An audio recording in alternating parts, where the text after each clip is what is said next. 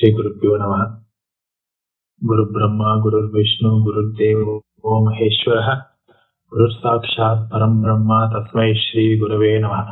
శ్రీ పురాణానాం ఆలయం కరుణాలయం నమామి భగవత్పాదం శంకరం లోకశంకరం. కనకదార స్తోత్రము అని భగవత్పాదుల 7 ఏళ్ల వయసులో శంకరాచార్యులు ఆదిశంకరాచార్యులు రచించిన మొట్టమొదటి స్తోత్రము. అత్యద్భుతమైన స్తోత్రము, మనకి జీవితంలో చాలా సహాయపడే స్తోత్రము. ఇది తీసుకుని మనం ఒక్కొక్క శ్లోకంగా అర్థంతో పాటు తెలుసుకుని చూస్తున్నాము. ఇది ప్రతిరోజు అనుసంధానం చేస్తే దారిద్ర్యం అన్నదే అసలు ఈ చుట్టుపక్కలే రాదు అని భగవత్పాదులు ఆయన సన్యాసాశ్రమం తీసుకుని దాని తర్వాత రాసిన స్తోత్రాలన్నీ చూసారంటే భక్తితో కలిసి ఉన్నాను. అది చాలా వరకు వేదాంత పరంగా ఉంటుంది. ఈ స్తోత్రం అయితే వేదాంత పరంగా కాకుండా చాలా వరకు లౌకిక మార్గంలో ఉండి మనకి లోకంలో చాలా ముఖ్యంగా ఉన్నది ధనము. ఆ ధనము అన్నది లేకపోతే దారిద్ర్యం ఉంటే ఇంకా ఏమున్నానో మనకి అది రుచించదు, మనసుకి పడదు. అందుకని ఆ దారిద్ర్యంని పోగొట్టాలి అని ముందు ఒక బ్రాహ్మణ స్త్రీ తన కంటికి ఎదురకుండా దారిద్ర్యంతో కష్టపడుతున్నారు అని చూసి తన కోసమో అని తీసిన ఈ కనకదార స్తోత్రము. ఇప్పుడు ఇది ఒక్కొక్క ముందు శ్లోకాలు చూసినప్పుడు మనం ఒక్కొక్క దాంట్లోనూ నాకు ఇవ్వు అన్నట్టు చేసినాను ఆ స్తోత్రము.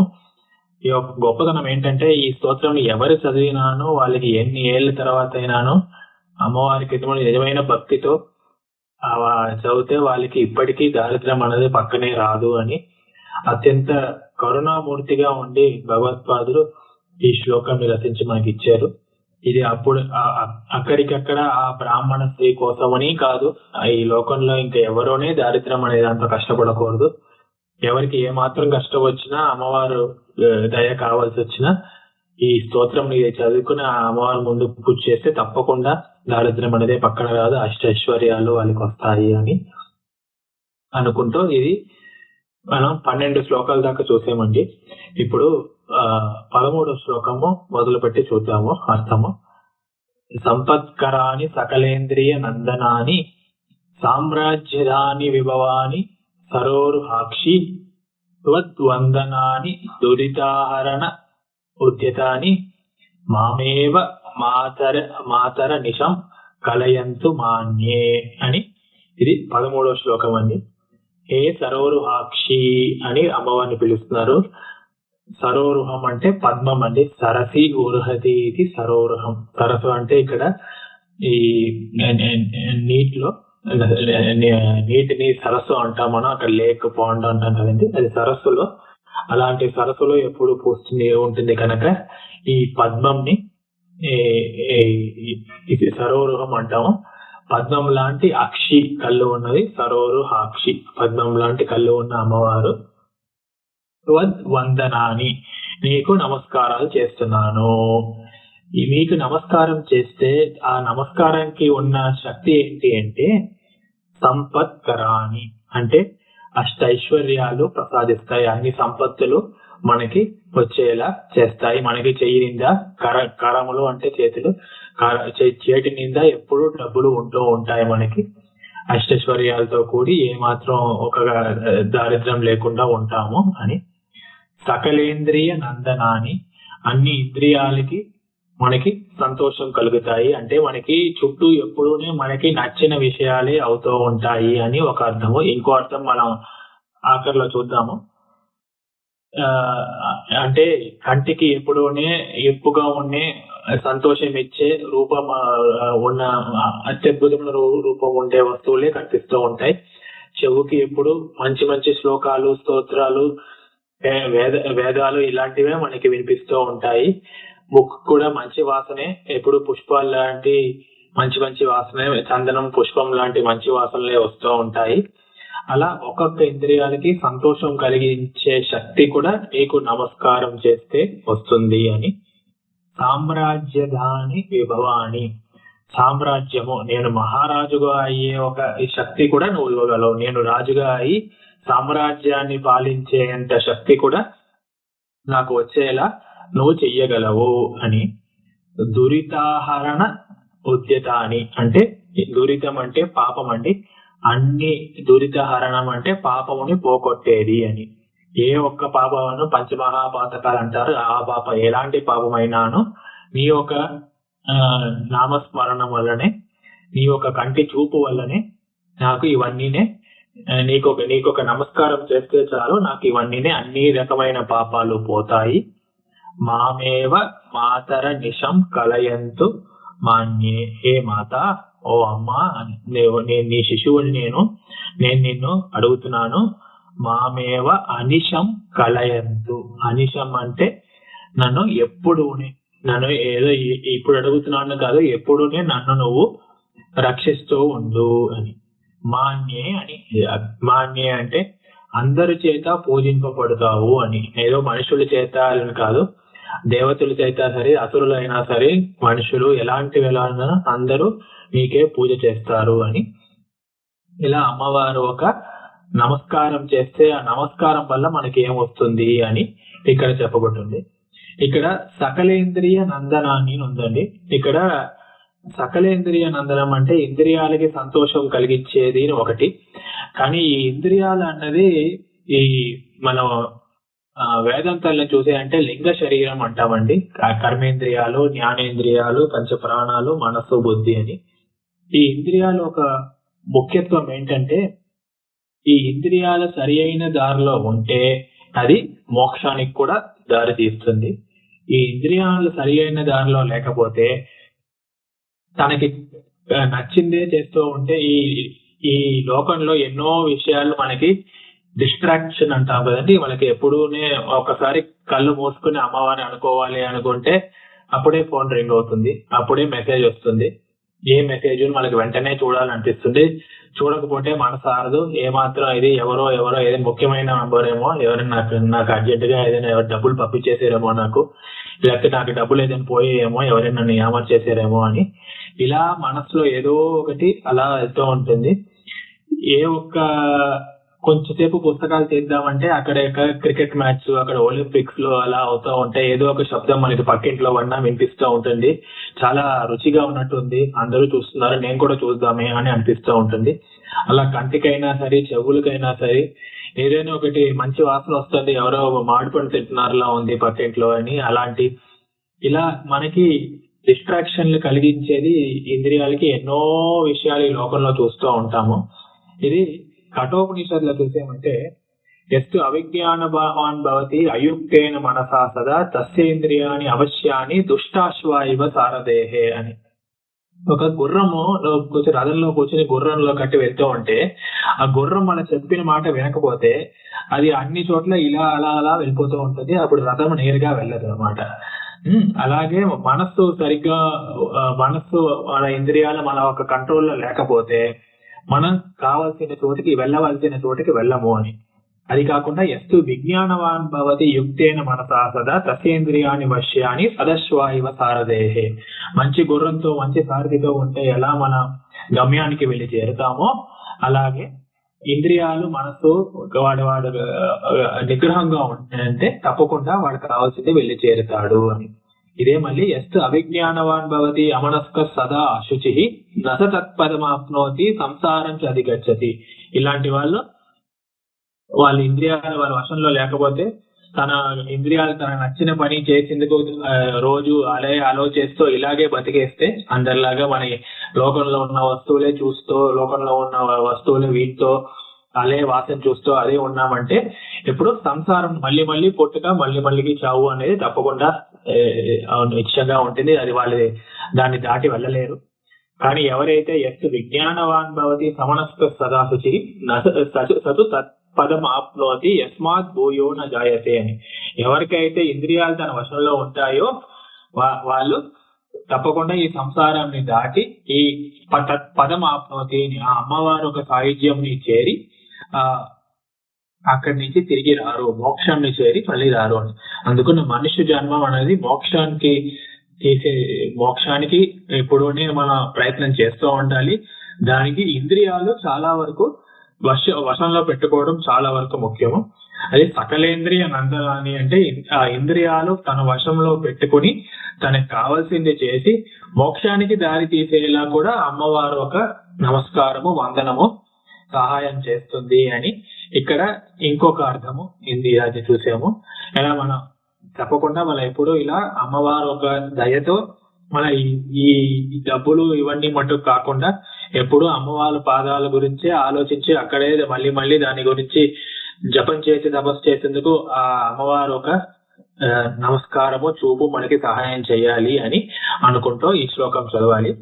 అది మళ్ళీ ఇంకొకసారి చూద్దాం. సంపత్కరాని సకలేంద్రియ నందనాని సామ్రాజ్యదాని విరదాన విభవాని సరోరుహాక్షి త్వద్వందనాని హరణోద్యతాని మామేవ మాతర నిశం కలయంతు మాన్యే అని ఇలా 13వ శ్లోకం చూసాము. దాని తర్వాత యత్కటాక్ష సముపాసనా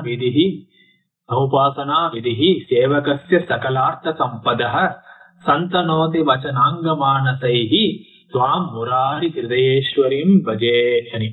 యత్ కటాక్ష సముపాసనా విధి, ఎవరు కటాక్షమో, ఎవరు ఒక చూపు, కంటి చూపుని ఉపాసన చేస్తే, ధ్యానం చేస్తే, ఎవరొక కంటి చూపుని ధ్యానం చేస్తే సేవకస్య సకలార్థ సంపద, సేవకుడికి, అలాంటి ధ్యానం చేసేవాడికి, భక్తుడికి అన్ని యొక్క సకల అర్థము అంటే సంపదలు, ఒక మన ధనము అని అర్థం అంటే ధనము అని అర్థం. అన్ని ఒక ధనము, ఐశ్వర్యాలు, సంపదలు అన్నీనే ఎవరికైతే వచ్చి చేరుతానో అలాంటి సంతనోతి అంటే ఎవరికి కలుగుతాయో, ఎవరైతే ఇలాంటి ధనాలన్నీ పొందుతారు అని అర్థం. త్వాం మురారి హృదయేశ్వరి, అలాంటి అమ్మవారు మురారి హృదయేశ్వరి. మురారి అంటే కృష్ణుడు, విష్ణుమూర్తి. ఆయన హృదయం ఒక ఈశ్వరి అంటే ఆయన హృదయంలో ఎప్పుడు ఉండేది లక్ష్మీదేవి. విష్ణుమూర్తికి మురా అనే అసురుడిని చంపిన వల్ల మురారి అని పేరు. అలాంటి మురారి హృదయంలో ఉన్న లక్ష్మీదేవిని భజే, నేను నమస్కారం చేస్తున్నాను. ఎలా అండి? వచనాంగ మానసై అంటే వచనము, అంగము, మానసము అంటే నోటితో ఎప్పుడు పూజలు చేసుకుంటూ వాళ్ళ స్తోత్రాలు, ఇలాంటి కనకదార స్తోత్రం లాంటివి చెప్తూ, లలితా సహస్రనామం లాంటివన్నీ తప్పకుండా రోజు చెప్తూ పూజ చేయడం. అంగంతో, శరీరంతో అంటే ఏదో ఒకటి, శరీరం వేరేదో చేస్తూ నేను అలా క్రికెట్ చూస్తూ అలా లలితా సహస్రనామం చెప్పడమో, లేకపోతే ఏదో పని చేసుకుంటూ అలాగే నోట్లో అలా చెప్పుకుంటూ ఉండమో అలా కాదండి. మీ శరీరం కూడా మీతో పడి ఈ ఒక పూజకే సహకారం చేస్తూ అమ్మవారి ముందు కూర్చుని రోజుకి 10 నిమిషాలు, 15 నిమిషాలు, 24 గంటలు దేవుడు ఇచ్చాడు, అమ్మవారు ఇచ్చింది మీకు. అమ్మవారి ముందు 10 నిమిషాలు కళ్ళు మూసుకుని తన స్తోత్రాలు చెప్పేందుకు మీకు సమయం ఉండట్లేదు. అలాంటి వచనము, అంగము, మానసై ఇది అన్నింటికన్నా ముఖ్యమండి. శరీరము అక్కడే ఉంది, శరీరం అమ్మవారి ముందు ఉంది, నోటితో శ్లోకాలన్నీ వచ్చేస్తున్నాయి, కానీ మనసు మట్టుకు ఏమవుతుందో అక్కడ మా ఆఫీస్కి వెళ్ళాలి, స్కూల్కి టైం అయిపోతుంది, నేను ఆఫీస్కి త్వరగా వెళ్ళబోతే ఇది అవుతారు, ఇవాళకి చెప్పకుండా ఉంటే బాగున్నా, లేదు చెప్పాలా, రోజు చెప్పాలా, ఇది అవసరమా నాకు అని ఇలాంటి ఆలోచనలన్నీ వస్తూ ఉంటాయి. ఇవన్నీ ఏది రాకుండా ఒక్క 15 నిమిషాలు మా అమ్మవారి కోసం మీరు చేసి ఆ అమ్మవారి ముందు కూర్చుని వచన అంగ మానసై, శరీరంతో, వాక్కుతో, మనసుతో, మూడితోనూ అమ్మవారిని భజే, పూజ చేస్తున్నాను అని ఇక్కడ శంకరాచార్యులు ఒక శ్లోకము, 14వ శ్లోకం. యత్కటాక్ష సముపాసనా విధి సేవకస్య సకలార్థ సంపదః సంతనోతి వచనాంగ మానసై త్వాం మురారి హృదయేశ్వరీం భజే అని ఇలా ఆ అమ్మవారిని నేను చేస్తున్నాను. ఇంత చేసిన కలిసి ఇప్పుడు 15వ శ్లోకము. ఇన్ని శ్లోకాల్లో ఇది కనకదార స్తోత్రము, అమ్మవారు నాకు సహాయం చెయ్యి అని చెప్పి దాని తర్వాత అమ్మవారు వర్షంలో కురిపించి ఆ అమ్మవారికి నేను కృతజ్ఞతగా ఉన్నాను, అమ్మవారి పొగిడి కొన్ని శ్లోకాలు చూసాము. ఇవన్నీ అయిపోయాక ఒక సందేహం అండి, ఇక్కడ శంకరాచార్యులు ఇంత బంగారం కురిపించారు కదా, కొంత బంగారం ఆయన తీసుకెళ్లేరా? ఆయనకి దానిపైన ఆశ కలిగిందా అంటే లేదండి. ఆయనకి ఏమాత్రం ఒక త్యాగానికి పరాకాష్ఠగా ఉన్నారు ఆయన. ఏమాత్రం నాకు ధనం అక్కర్లేదు అని అనుకునే ఆయన మరి ఆయన అమ్మవారి దగ్గర ఆయన ఏం కోరుకున్నారు అంటే నాకు అమ్మవారు సాక్షాత్కారం కావాలి. నాకు నేను మిగతా వాళ్ళ కోసం ఈ ధనం రావాలి అని కోరుకున్నాను, నాకైతే ఏం కావాలి అని అడుగుతున్నావా? నాకైతే నీ సాక్షాత్కారమే కావాలి అని అమ్మవారిని పొగుడుతో నెక్స్ట్ శ్లోకము. సరసిజ నిలయే సరోజ హస్తే ధవల తమాంశుక గంధమాల్య శోభే భగవతి హరివల్లభే మనోజ్ఞే త్రిభువన భూతికరి ప్రసీద మహ్యం అని అత్యద్భుతమైన శ్లోకము వచ్చే శ్లోకము. దాంట్లో ఇది మనం లక్ష్మీ అష్టోత్తరంలో ఒక మంగళ శ్లోకంగా అమ్మవారిని పొగుడుతో ఈ శ్లోకాన్ని చూస్తుంటాం. ఇది ఇక్కడి నుంచే తీసేయండి, కనకదార స్తోత్రం నుంచే తీసాము. ఇదేంటే సరసిజ నిలయే. సరసిజం అంటే సరస్సులో పుట్టింది అంటే పద్మము. ఆ పద్మంని నిలయంగా కూర్చుంది, పద్మం పైన అమ్మవారు కూర్చుంటుంది కనుక సరసిజ నిలయే. సరోజ హస్తే, అదే మరి ఈ పద్మాల్ని తన చేతిలో రెండు చేతిలోనూ రెండు పద్మాల్ని పట్టుకుంది. ధవల తమాంశుక గంధ మాల్య శోభే, మా అమ్మవారు అలా శోభించిపోతోందండి, అంటే మెరిసిపోతోంది. దేనివల్ల? తెల్లటి చీర, తెల్లటి పట్టు చీర, అలాంటి తన తలపైన తెల్లటి పువ్వులు, మల్లె పువ్వులు అల్లికాయ పట్టుకొని అలా శరీరం అంతా గంధం రాసుకొని ఇలా అత్యద్భుతంగా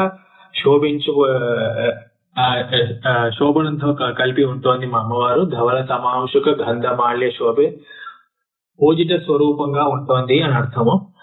భగవతి హరివల్లభే మనోజ్ఞే, హే భగవతి, సృష్టికి స్థితికి లయంకి అన్నింటికి కారణమైన ఓ దేవి హరివల్లభే.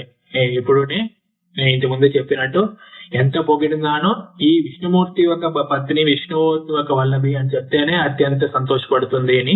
హరివల్లభే, హరికి విష్ణుమూర్తికి వల్లభంగా అత్యంత ప్రేమకరంగా ఉన్న ఓ లక్ష్మీదేవి. మనోజ్ఞే, మనస్సులో ఉన్న ఆలోచనలన్నీ తెలుసుకున్నది అని. అంటే ఈ లోకంలో ఎవరెవరి మనసులో ఏ ఆలోచనలు ఉన్నాయో అన్నిటినీ ఆవిడ సాక్షి స్వరూపంగా ఉంటుంది. ఆవిడే అందరి మనసులో సాక్షి స్వరూపంగా ఉంది.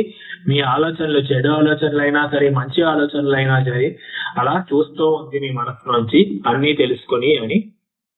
త్రిభువన భూతికరి, మూడు భువనాల్లో ఉన్న అందరికీ, ఈ లోకంలో ఉన్న అందరికీ విభూతి, భూతికరి అంటే విభూతి, అష్టైశ్వర్యాల్ని ప్రసాదిస్తోంది అని. అందరికీ ఐశ్వర్యాన్ని ప్రసాదిస్తోంది. అలాంటి అమ్మవారు మహ్యం ప్రసీద, నాకు నువ్వు సాక్షాత్కారం ఇచ్చి అనుగ్రహం చెయ్యాలి అని నేను కోరుకుంటున్నాను అని శంకరాచార్యులు తన కోసం ఏం అడిగారు అంటే అమ్మవారు ఒక సాక్షాత్కారాన్ని అడిగారు అని ఈ శ్లోకంలో అత్యద్భుతంగా చూసాము.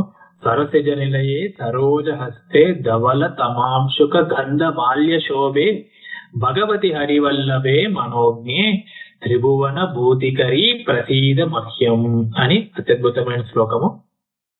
దాని తర్వాత మరి అమ్మవారిని సాక్షాత్కారం అడిగితే అమ్మవారు వెంటనే సాక్షాత్కారం ఇచ్చేస్తుంది కదండి, ఇంత తన భక్తుల పైన ప్రీతితో. మరి అమ్మవారి ఏ ఒక స్వరూపంతో కనిపించింది అంటే దిగ్హస్తిపి కనక కుంభ ముఖావశిష్ట స్వర్వాహిని విమల చారు జలప్లుతాంగి ప్రాతర్నమామి జగతాం జననీం అశేష లోకాదినాథ గృహిణీం అమృతాబ్ది పుత్రీ అని. చాలా అద్భుతంగా అమ్మవారు ఒక స్వరూపాన్ని ఎలా కనిపించింది అని ఆదిశంకరులకి చెప్పేది ఇది. దిగ్హస్తిభి, గజలక్ష్మి స్వరూపంగా. గజలక్ష్మి అంటే ఏంటంటే ఏనుగులు, దిగ్హస్తిలు అంటే చాలా పెద్ద పెద్ద ఏనుగులు ఆకాశ గంగ నుంచి బంగారు బిందెలతో నీళ్లు తీసుకొచ్చి అమ్మవారికి అభిషేకం చేస్తూ అంటే అమ్మవారు ఒక శరీరము ఈ అభిషేకం జలముతో తడిసి దానివల్ల అత్యంత శుద్ధత్వంని పొంది అత్యంత శోభనతో కలిగి ఉంది ఈ గంగా జలం వల్ల అని. దిగ్ హస్తిభి, ఈ ఏనుగుల వల్ల కనక కుంభ ముఖావశిష్ట, బంగారు ఒక బిందెలతో జలాల్ని తీసుకొచ్చి తలపైన వేస్తే స్వర్వాహిని విమల చారు జల, ఇలా ఆకాశ గంగ నుంచి జలము తీసుకొచ్చి అత్యంత విమలంగా ఉన్న, మలం లేకుండా విమలంగా ఉన్న జలంని తీసుకొచ్చి ఆవిడ శరీరం పైన వేస్తే ఆవిడ విమలమైన అల్ప్తాంగిని జలప్లుతాంగి అని అలాంటి చాలా శుద్ధమైన అంగాలతో కలిగి ఉంది అని. అలాంటి అమ్మవారిని ప్రాతర్ నమామి జగతాం జననీం అశేష లోకాదినాథ గృహిణి. జనని అంటే అమ్మ, మా అమ్మని, అలాంటి మా అమ్మని ప్రాతర్ నమామి. జగతాం జనని అంటే ఇక్కడ నాకు మట్టుకు అమ్మ కాదు, మొత్తం జగత్తుకే ఈవిడ అమ్మగా ఉంటుంది. ఇలా జగత్తుకే అమ్మగా ఉన్న ఆవిడ్ని ప్రాతః నమామి అంటే ఇవాళ పొద్దున నమస్కారం చేస్తున్నాను కాదు, ప్రతి రోజు పొద్దున లేచి నమస్కారం చేయవలసింది, తప్పకుండా చేయవలసింది మా అమ్మవారికి అని. ప్రాతర్ నమామి జగతాం జనని అశేష లోకాదినాథ గృహిణి. మళ్ళీ అదే మరి హరివల్లభ అని చెప్పినట్టు అశేష లోకాదినాథ, ఈ లోకమా ఏ ఒక్క ఇది మిగతా లేకుండా అన్ని లోకాలకి అధిపతిగా ఉన్నది విష్ణుమూర్తి. అశేష లోకాదినాథ గృహిణి, ఆవిడికి గృహిణిగా ఉంది. ఆవిడికి విష్ణుమూర్తి ఒక ధర్మపత్నిగా ఉండి ఆయనతోనే ఎప్పుడూనే కూడా ఉండి ఆయనతో పాటు అందరికీ అనుగ్రహం చేస్తూ అమృతాబ్ది పుత్రి అంటే అమృతం.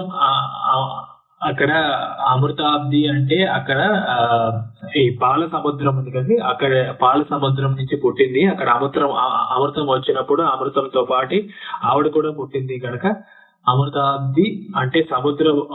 అమృతం ఎక్కడి నుంచి వచ్చిందంటే సముద్రం. ఆ సముద్ర రాజు ఉన్నాడు కంటే ఆ సముద్ర రాజుకి పుత్రిగా పుట్టింది. అలాంటి మా అమ్మవారిని ప్రాతః నమామి, ప్రతిరోజు పొద్దున లేచి నేను నమస్కారం చేస్తున్నాను. అలా గజలక్ష్మి స్వరూపంగా ఏనుగుల బంగారు కొండలతో గంగాజలాన్ని తన పైన వేసి ఎప్పుడూ అలా చేస్తే ఇలా లక్ష్మీదేవిని ఆ అత్యద్భుతమైన స్వరూపాన్ని అనుభవించే మన ఆదిశంకరాచార్యుల్ని మనం కూడా తప్పకుండా అనుభవించాలి అని ఇది తెలుసుకుంటూ చాలా అత్యంత రుచికరంగా ఈ భక్తి పూరితమైన శ్లోకము. దిగ్హస్తి కనక కుంభ ముఖావశిష్ట స్వర్వాహిని విమల చారు జలప్లుతాంగి ప్రాతర్నమామి జగతాం జననీం అశేష లోకాదినాథ గృహిణీం అమృతాబ్ది పుత్రీం అని 16వ శ్లోకం చూసాము. దీని తర్వాత కమలే కమలాక్ష వల్లభే త్వం కరుణాపూర తరంగితైరపాంగైః అవలోక్య మాం అకించనానాం ప్రథమం పాత్రం అకృత్రమిమం దయాయాః అని ఈ శ్లోకము. ఈ శ్లోకము ఈ కనకదారా స్తోత్రంలో భాగముగా మనం ఇక్కడ చూసినా కూడా ఇది ప్రక్షిప్తమైన శ్లోకము అని, అంటే వేరెవరో ఇక్కడ తీసుకొచ్చి పెట్టారు అని కూడా అంటారు. ఒకసారి పైకి అర్థం చూద్దాము. కమలే కమలాక్ష వల్లభే అని ఇక్కడ కమలే అంటే అక్కడ పద్మం, కమలాక్ష వల్లభే అంటే పద్మం లాంటి కళ్ళు ఉన్న మా విష్ణుమూర్తికి వల్లభే అని. నువ్వు కమలం పైన కూర్చున్నావు. త్వం కరుణాపూర తరంగితైః అపాంగైః. అపాంగైః అంటే చూపు, దయతో కూడిన చూపు. తరంగితైః అంటే అలల్లాంటి అన్నమాట. అంటే ఒక్కొక్కసారి వస్తాయి, ఒక్కొక్కసారి వెళ్తాయి. ఒక్కొక్కసారి కళ్ళు చూపు నా పైన పడతాయి, ఒక్కొక్కసారి చూపు నా పైన పడవు. ఎప్పుడంతా నీ చూపు నా పైన పడతాయో అప్పుడు నేను ధన్యుడవుతాను, ఇంకోసారి కళ్ళు మూసుకుంటావు అన్నట్టు. అలా ఉన్మేష నిమిషోత్పన్న విపన్న బోనావళి అని అమ్మవారికి అంటాం లలితా సహస్రనామంలో. కళ్ళు మూసి కళ్ళు తెరిస్తే ఒకసారి లోకమంతా నాశనం అయిపోయి మళ్ళీ పుడుతుంది అన్నట్టు. అలా నువ్వు కళ్ళు మూసి కళ్ళు తెరిచి అలా తరంగంలా అలా కరుణాపూర తరంగిత అపాంగైః అవలోక్య మాం అకించనానాం, నేను అకించనానాం ప్రథమం, నేను దరిద్రులంతా ఎంతమంది ఉన్నారో వాళ్ళందరిలోనూ నేను ప్రథముడుగా ఉన్నాను. నేను అందరికన్నా పెద్ద దరిద్రుడిగా ఉన్నాను, చాలా దారిద్ర్యంతో కలిపి ఉన్నాను. మాం అవలోకయ, నువ్వు నన్ను ఈ చూపులతో నన్ను ఒక్కసారి చూడు. దయాయాః పాత్రం అకృత్రిమం, అందుకని నేను అన్నింటికన్నా నీ దయకి పాత్రమైనందుకు అత్యంత అర్హుడు అయిన నేను. అలాంటి నన్ను నీ చూపులతో ఒకసారి చూసి నన్ను అనుగ్రహం చెయ్యి అని ఈ శ్లోకము. ఇక్కడ మనం ఇంత ముందే చూసినట్టు అమ్మవారు ఆల్రెడీ అనుగ్రహం చేసింది, వర్షం కురిపించింది, కనక వర్షం కురిపించింది. దానికి ధన్యుడు అయ్యాను, ఆయన నమస్కారం చేశారు, ఆయన తన కోసం సాక్షాత్కారం అడిగారు. ఆ సాక్షాత్కారం కూడా చూసి అమ్మవారి స్వరూపం చెప్పారు అని అయిపోయాక మళ్ళీ నేను దరిద్రుడిని, నాకు సహాయం చెయ్యు అని అడిగే ఒక ప్రసక్తి రాదు అని ఒక అర్థం వల్ల ఈ శ్లోకము ఇక్కడ ప్రక్షిప్తమైంది, ఆయన రాసింది కాదు అని అంటూ ఉంటారు. అలా దీనికి మనం అర్థం చూసాము. అన్ని ఇది కాకుండా ఓ 2-3 శ్లోకాలు ఉన్నాయని అవన్నీ కూడా ప్రక్షిప్తమైంది, దీంట్లో ఉన్నవి కాదు అంటూ ఉంటారు. ఇంత ముందు చూసినప్పుడు నమోస్తు దేవ్యై భువనందనాయే అన్నట్టు, నమోస్తు హేమాంబుజ పీఠికాయే, నమోస్తు భూమండల నాయికాయే, నమోస్తు దేవాది దయాపరాయే, నమోస్తు శాంఖాయుధ వల్లభాయే అని ఇలాంటి ఇంకో 2-3 శ్లోకాలు కూడా ఉన్నాయి. అవన్నీ కాకుండా అవన్నీ కూడా ప్రక్షిప్తమైనది, ఎవరో వేసినవి అంటారు. అన్ని అయిపోయాక ఆఖరికి ఫలశ్రుతి స్తువంతియే స్తుతిభిర్ అమీభిః అన్వహం త్రయీమయీం త్రిభువన మాతరం రమాం గుణాదికా గురుతర భాగ్యభాగ్జినో భవంతి తే భువి భుజ భావితాశయాః అని కనకదార స్తోత్రంకి ఫలశ్రుతిగా ఒకటి. స్తువంతి ఏ స్తుతిభిః అమీభిః అన్వహం, ఇక్కడ చెప్పబడిన స్తోత్రాల్ని ఎవరైతే ప్రతిరోజు చదువుతారో, అన్వహం ప్రతిరోజు ఎవరైతే చెప్తారో, త్రయీమయీం త్రిభువన మాతరం రమాం 3 భువనాలకి మాతరంగా ఉన్న ఈ శబ్ద బ్రహ్మ స్వరూపంగా ఉన్న ఈ ఒక అమ్మని ఎప్పుడు తలుచుకుంటూ, ఈ రమాదేవిని ఈ లక్ష్మీదేవిని ఎవరైతే తలుచుకుంటూ స్తోత్రం చేస్తారో వాళ్ళు గుణాధిక గురుధర భాగ్యనో, గుణము అత్యంత మంచి గుణాలతో ఉంటాయి. ఇక్కడ గుణం అంటే ధనమును అనుకోవచ్చు. గుణాలతో కలిగి, ధనంతో కలిగి, గురుధర భాగ్యన అత్యంత అద్భుతమైన అన్ని భాగ్యాలతోనూ కలిగి ఉండి వాళ్ళకి భాగమయ్యి భవంతి తే భువి బుధ భావితాశయాః. బుధ భావితాశయాః అంటే విద్వాన్లు, చదువుకున్న వాళ్ళు కూడా వాళ్ళు ఒక గొప్పతనంని చెప్తారు. ఈ పండితుల చేత, చదువుకున్న వాళ్ళ చేత వీళ్ళు గొప్ప వాళ్ళు అని అనుకునేది చాలా ఒక అరుదైన విషయము. ఇప్పుడు మీద లోకంలో ఉన్న వాళ్ళు మీ దగ్గర డబ్బులు ఉంటే వీళ్ళు మంచి వాళ్ళు, ఇది అది పొగడొచ్చేమో, కానీ నిజంగా పండితులు, చదువుకున్న వాళ్ళు నిజంగా గొప్ప వాళ్ళు అయితేనే వాళ్ళు పొగుడుతారు. లేకపోతే అలాంటి వాళ్ళ దగ్గర పొగిడే ఒక అరుదైన విషయం కూడా జరుగుతుంది మా అమ్మవారికి ప్రతిరోజు పూజ చేస్తే అని. ఇలా అత్యద్భుతంగా కనకదార స్తోత్రము చూసాము. ఈ కనకదార స్తోత్రం మన అమ్మవారిని పూజ చేస్తూ డబ్బులు లేనవాలి దారిద్ర్యం పోగొట్టడం కోసం చదవడం అన్నది ఒక పక్క ఉన్నాను. తప్పకుండా అమ్మవారి గురించి ఆలోచించేందుకు ఇది ఒక మనకు ఒక ఆపర్చునిటీగా తీసుకుని ప్రతిరోజు అమ్మవారి ముందు కూర్చుని కనకదార స్తోత్రం చెప్పి అలా అమ్మవారిని ఒక స్వరూపంని మళ్ళీ మళ్ళీ తలుచుకుని అమ్మవారి ఒక అనుగ్రహంకి మన పాత్ర అవ్వాలి అనుకుని ఇంతటితో ఇలా కనకదార స్తోత్రం చెప్పే ఈ ఒక ఆపర్చునిటీని ఇచ్చిన జన్మదిన వాళ్ళకి నేను కృతజ్ఞతలు చెప్పుకుని ఇంతటితో ఆపేసుకుంటున్నాను.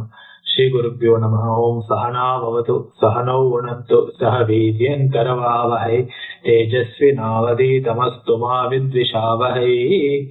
ఓం శాంతి శాంతి శాంతి. శ్రీ గురుభ్యో నమః. హరి ఓం. నమస్కారం.